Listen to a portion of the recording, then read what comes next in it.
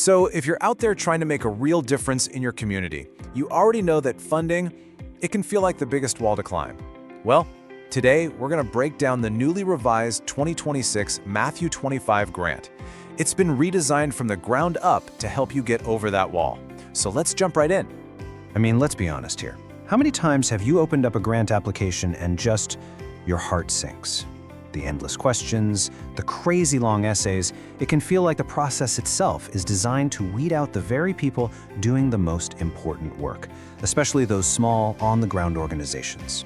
Well, this is where the Matthew 25 grant comes in, because it was redesigned to fix that exact problem. The big takeaway here isn't just that it's new, it's why it's new. The entire point of these changes is to reduce those barriers, to respect your time, and to get funds into the hands of grassroots groups. This is all about tearing down the hoops, not adding more to jump through. So you might be asking, is my project a good fit? Well, it all boils down to these three big ideas. If what you're doing is all about advancing racial justice, taking on systemic poverty, or building real, lasting vitality in your community, then you are absolutely the person they want to hear from. Okay, let's get down to brass tacks. The first thing you absolutely need to know is the timeline. Let's walk through it so you can get these dates into your calendar right now. Okay, so the application drops on April 15th, 2026. That gives you a nice solid 2-month window to work on it, because the final deadline for submission is June 15th. They move pretty fast, with funding announcements happening on August 1st.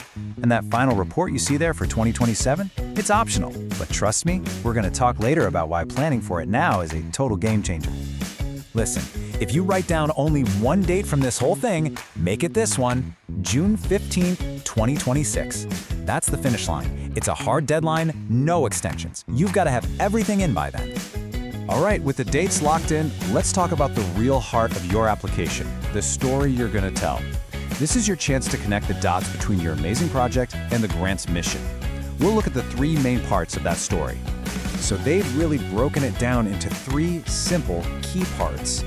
First, the use of funds. Basically, where is the money going? Second, your overall goal. What's the big picture you're trying to achieve? And third, organizational vitality. This is where you show them why your team is the one to get it done. So that first piece, use of grant funds, this is really your chance to get specific.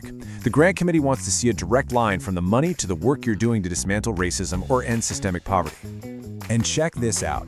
This is maybe one of the biggest, most welcome changes. The word count, just 175 to 225 words. And no, that's not a typo. It's super intentional.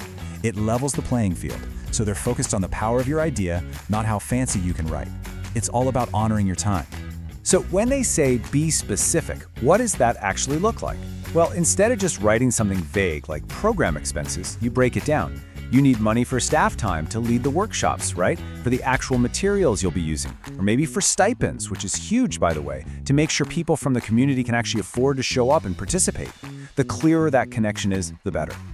Okay, so once you've laid out how the money will be used, the next two parts are all about the what and the who. You're going to state exactly what you aim to achieve, and then make the case for why your team is the one to pull it off. And yep, you guessed it. Look at that tight word count. Again, 150 to 200 words for both of these ideas combined. The message here is loud and clear. Be direct. Be powerful. This is your chance to make a really focused pitch for your project's vision and your team's ability to make it a reality. The absolute key here is focus. Don't try to solve every problem at once. Just lock in on one or two crystal clear goals.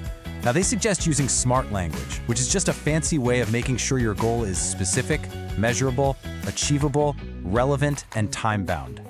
Then you just tie that goal directly to your team's unique strengths and experience. You know, a powerful story is one thing, but you've got to back it up. So now we're going to talk about the financial side and the proof that your community is behind you. Let's look at the two supporting documents you'll need. First up, the budget. And the key word here, seriously, is simple. They are not trying to trip you up with a complicated accounting assignment. All they want is a clean, simple list of your main expenses with a very short explanation. Think clarity over complexity. I mean, it can literally be this simple. Just a few lines laying out the major costs. But here's a pro tip. Don't forget to mention any other support you have. If you've got volunteers giving their time, which is in-kind support, or another organization offering matching funds, include that. It assures the committee that people already believe in what you're doing. And finally, we have this statement of support. Honestly, this might be the most powerful page in your entire application. Why? Because it's not you talking about your work. It's someone from your community, someone whose life you've actually touched, sharing their story. It's the ultimate proof that what you're doing really matters. All right, we're heading into the home stretch, but please, don't skip this part. This is about thinking ahead, and it's a real game changer for your application. You're encouraged to think about that final report from day one. Let's dig into why that's so smart. So, this brings up a term you might have heard before, outcome measures. It can sound a little jargony, right? But all it really means is this: what is the specific, visible change you expect to see? It's the answer to the question, so what? It's not about the activities you did, it's about the transformation that happened because of them. See, by thinking about that optional 2027 report right now, you actually make your application today 10 times stronger. It forces you to get crystal clear on your goals. It makes you think about who you're impacting and how you'll capture that story of success through stories, photos, or testimonials. It's basically about designing your project for maximum impact right from the beginning. So when you boil it all down, this is so much more than just filling out some forms. It's about your passion, your vision, and the community you serve. The Matthew 25 grant has been reshaped to be a tool in your hands. So really, the only question left is, what powerful story of change does your community need you to tell?